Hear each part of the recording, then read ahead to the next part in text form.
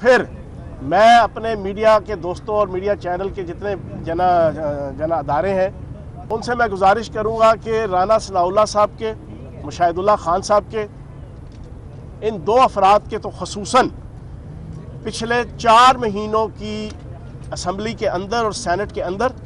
और outside the assembly और outside the senate इनकी तमाम मीडिया ब्रीफिंग की ज़रा क्लिप निकाल के आप बताएं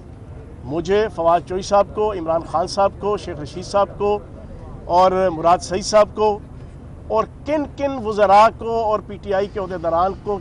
जितनी नंगी ज़बान इस्तेमाल करके गाली गलोच और उनकी ज़ाती ज़िंदगी के ऊपर जो अटैक्स थे वो जो उन्होंने 4.5 महीने इस हुकूमत बनने के बाद का मैं कह रहा हूँ, उससे पहले ये भी छोड़ दें। मैं आज आपके तमाम मीडिया चैनल से ये गुजारिश करूँगा कि वो ज़रा इनको दिखाएँ। फिर मैं अपने भाई मलिक अहमद साहब से पूछूँगा, भाईजान ठंडी ज़बान इस्तेमाल कर लेने से और मीठा चेहरा सामने ले आने से आप अपनी पार्टी के उस मनफी चेहरे को नहीं छुपा सकते कि जो पिछले 40 साल से पाकिस्तान के अंदर मशहूर है। पिछले 40 साल से इस पाकिस्तान की सियासत में मुखालिफ की माँ, बहन, बेटी की इज़्ज़त के ऊपर को उछालना, मुखालिफिन की ज़ाती ज़िंदगियों में झांकना, मुखालिफ लीडर की ज़ाती ज़िंदगी के जो है वो पहलुओं को उजागर करना, ये सिर्फ़ और सिर्फ आले शरीफ, नून लीग और उनके हवारियों का जनाब ये डिस्टिंक्शन है, उसके अलावा और किसी की नहीं है। और मैं चैलेंज दे के कहता हूँ, चैलेंज दे के पिछले 4.5 महीने जब से हुकूमत बनी है, मेरा, फवाद चौधरी साहब का या शेख रशीद साहब का या किसी भी और हमारे वज़ीर मुराद सईद साहब का, फैसल वाडा साहब का, किसी एक का कोई 1 सेकंड का क्लिप दिखा दें जो किसी की ज़ाती ज़िंदगी के हवाले से मुखालफिन की और उनकी घरेलू ख़वातीन के हवाले से एक लफ्ज़ हमने बोला हो, एक लफ्ज़ बोला हो, कोई, मैं चैलेंज दे रहा हूँ। तो जनाब मलिक अहमद साहब, आप अपनी लीडरशिप की करप्शन को, उनकी बददियानती को, उनकी मुल्क और कौम से बेवफाई को, उनकी मुल्क और कौम के पैसे को लूटने को, उनकी पाकिस्तान की गरीब आवाम के टैक्सों के पैसे को जनाब दोनों हाथों से साफ़ करने के रवैये को और फिर उसके ऊपर जब उनका एहतसाब एक गैर जानिबदार अदारे कर रहे हैं तो उसका गम और गुस्सा हमारे पे निकालने की नाकाम कोशिश ना करें, पहली चीज़। दूसरी चीज़, हमजा शहबाज साहब ने फैक्ट्स एंड फिगर्स दिए। मैं आज इस मीडिया ब्रीफिंग के जरिए से बड़ी इंपॉर्टेंट बात करूंगा। बड़ी साजिश के तहत और बड़ी प्लानिंग के तहत अफवाहें और फेक न्यूज़ जो है वो PTI की हुकूमत के ख़िलाफ़ फैलाई जा रही हैं। पहली जनाब फेक न्यूज़ चलाई गई आज से 7-8 दिन पहले कि स्टेट बैंक ऑफ पाकिस्तान ने इलेक्शन कमीशन को एक लेटर लिख दिया कि जनाब PTI के मरकज़ी तंजीम के जनाब 18 के करीब फेक अकाउंट्स हैं। वो बाद में स्टेट बैंक ऑफ पाकिस्तान ने कैटेगोरिकली उसको नेगलेक्ट कर दिया कि हमने ऐसा कोई इलेक्शन कमीशन को लेटर नहीं लिखा। फिर वो खबर दब गई। फिर उसके बाद खबर पिछले 3 दिनों से आप मेरे हवाले से सुन रहे हैं, लेकिन आज अल्लाह पाक के करम से मैं आपके सामने वज़ीर इत्तलात और सकाफ़त की हैसियत से आपके सामने ब्रीफिंग दे रहा हूँ। व तो इज़्ज़ु मन तशा व तुज़िल्लु मन तशा बियदिकल खैर इन्नका अला कुल्लि शैइन क़दीर। इज़्ज़त और ज़िल्लत के फ़ैसले ज़मीनों पे नहीं आसमानों पे होते हैं, और आसमानों पे बैठने वाला इज़्ज़त और ज़िल्लत के फ़ैसले आमाल की बुनियाद पे नहीं करता, नीयतों की बुनियाद पे करता है। एक तो जनाब फेक न्यूज़ के हवाले से आले शरीफ और आले जरदारी बड़ी प्लानिंग के साथ हमारी हुकूमत और हुकूमती वज़रा के हवाले से वो एक कैंपेन चला रहे हैं। मैं समझता हूँ कि वो भी इंतहाई काबिल मुज़म्मत है और इस किस्म की कैंपेन से जो है वो कुछ हासिल नहीं होने वाला। और आखिरी चीज़ मैं जो आपके सामने रखूँगा, हमने आवाम की खिदमत करनी है। आज के बाद मैं आपके सामने एक नया ऐलान करने लगा हूँ। इंशाअल्लाह आपके सामने रेगुलर आके इनके झूठ और फरेब और फ्रॉड को भी तो हम बेनकाब करेंगे, लेकिन मैं आपके सामने अब परफॉर्मेंस भी जो है वो अपनी पंजाब हुकूमत की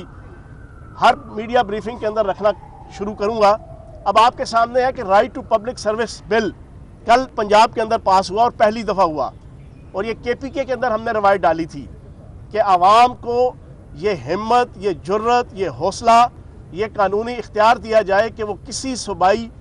ऑफिस के अंदर जाएं तो एक प्री डिफाइंड टाइम पीरियड के अंदर वो मुलाजिम, चाहे वो ग्रेड 20 का है या ग्रेड 1 का है, वो एक आम शहरी को सर्विस देने का पाबंद होगा।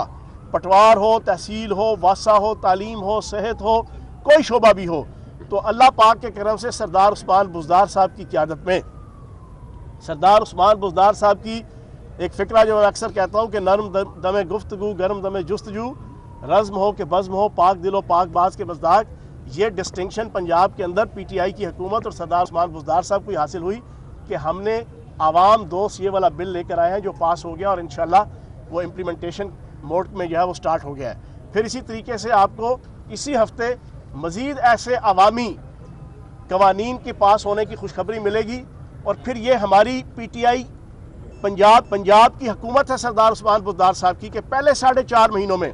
صنعتی پالیسی ہم نے منظور کی، زرعی پالیسی ہم نے منظور کی، لیبر پالیسی ہم نے منظور کی، کلچر پالیسی جو ہے وہ سی ایم صاحب کے سیکریٹریٹ پہنچ گیا، وہ وزارت سے منظور ہو کے چلے گیا، وہ ہم نے منظور کی۔ ہم نے کام کیا ہے، ہم نے چھلاوے کی طرح اچھل کود نہیں دکھائی، ہم نے ڈرامے بازی نہیں کی۔ سردار عثمان بزدار صاحب انتہائی تحمل سے، برداشت سے، متانت سے اپنی باقی پوری ٹیم کے ساتھ مل کر یہاں پر ہم عوام کی خدمت کر رہے ہیں۔ دوسری اور آخری چیز یہ ہے کہ جن لوگوں نے پچھلے 40 سال کرپشن کی ہے، بددیانتی کی ہے، اب احتساب کے ادارے ان سے حساب کتاب تو کریں گے، ان سے پوچھیں گے، عدالتوں کا سامنا کرنا پڑے گا، احتسابی اداروں کا سامنا کرنا پڑے گا۔ اگر آج فیاض الحسن چوہان کلچر اور انفارمیشن منسٹری کے اندر کرپشن کرے گا تو یا حکومت کے درمیان یا حکومت جانے کے بعد اس کو پیش ہونا پڑے گا نیب کی عدالتوں کے سامنے بھی، سپریم کورٹ کے سامنے بھی، اور لوور کورٹس کے سامنے بھی۔ اگر اتنا زیادہ خیال ہے کہ ہمیں عدالتوں کا سامنا نہ کرنا پڑے تو جب آپ اقتدار میں ہو پھر اس وقت آپ فائنینشیل اور ایڈمنسٹریٹو مال فنکشننگ مت کریں۔ اس وقت آپ کو سوچنا چاہیے کہ یہ ملک اور قوم کا پیسہ ہے اور یہ ملک اور قوم کی امانت ہے یہ والا عہدہ۔ تو میں یہ سمجھتا ہوں کہ پچھلے 40 سالوں میں نون لیگ، پیپلز پارٹی، آل شریف اور آل زرداری نے اس رویے کو پیچھے رکھا اور اپنے خاندان کو اور اپنی ذات کو اور اپنے بینک بیلنس کو اور اپنی دولت کو جو ہے وہ مقدم رکھا، جس کی وجہ سے اب ان کو نیب کا اور عدالتوں کا سامنا کرنا پڑ رہا ہے، اور غم اور غصہ وہ ہمارے پہ آ کے اتار رہے ہیں۔ بہت شکریہ۔ جوان صاحب یہ فرمائیے گا کہ جو صورتحال ہم دیکھ رہے ہیں، پہلے جو ہے وہ مفتی نواز کی جانب سے عمران خان پہ ہیلی کاپٹر کے نیب کے بارے میں کہا جاتا تھا، پھر آج کل جو ہے وہ علیمہ خان کی جائیداد جو ہے وہ زبان زد عام ہے، کیا کہیں گے اس کے بارے میں؟ اچھا، میں آپ کو ایک چیز بتاؤں کہ علیمہ خان صاحبہ کا کیس بھی آل شریف اور آل زرداری کے لیے مشعل راہ ہے، اگر اس سے کچھ سمجھ سکیں، اگر کچھ سیکھ سکیں۔ پچھلے 3 سالوں سے کم از کم 14 وکلاء 2.5 ارب روپیہ خواجہ حارث صاحب لے چکے ہیں۔ آپ کی اطلاع کے لیے عرض ہے 2.5 ارب روپیہ آل شریف سے صرف وکالت کی فیس 2.5 ارب روپیہ۔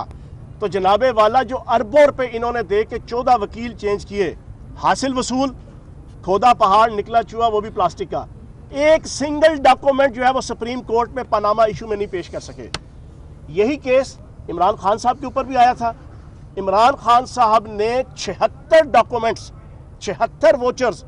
76 بینک سٹیٹمنٹس، 76 بینک کے ڈاکومنٹس وہ عدالت کے سامنے رکھ دیے تھے، اور 40 سال اور 45 سال جب وہ کاؤنٹی کھیلا کرتے تھے اور کرکٹ کھیلا کرتے تھے، اس دور میں جو بینک بند بھی ہو گئے تھے لندن کے اندر، ان کے بھی جو ہے وہ ڈاکومنٹ نکال کے پیش کر دیے۔ تبھی تو جو ہے وہ سپریم کورٹ نے عمران خان صاحب کو صادق اور امین قرار دیا تھا، ویسے تو نہیں قرار دیا تھا، اور تبھی وہاں سے وہ بری ہوئے تھے۔ اس میں بھی انہوں نے ایک سنگل ڈاکومنٹ پیش نہیں کیا۔ اب علیمہ خان صاحب کے کیس کے اندر بھی علیمہ خان صاحبہ پہلے پیش ہوئی، انہوں نے اپنی ساری ڈیٹیل، منی ٹریل، کاروبار جو ہے وہ اپنی جناب جائیداد کی تفصیل سپریم کورٹ کے سامنے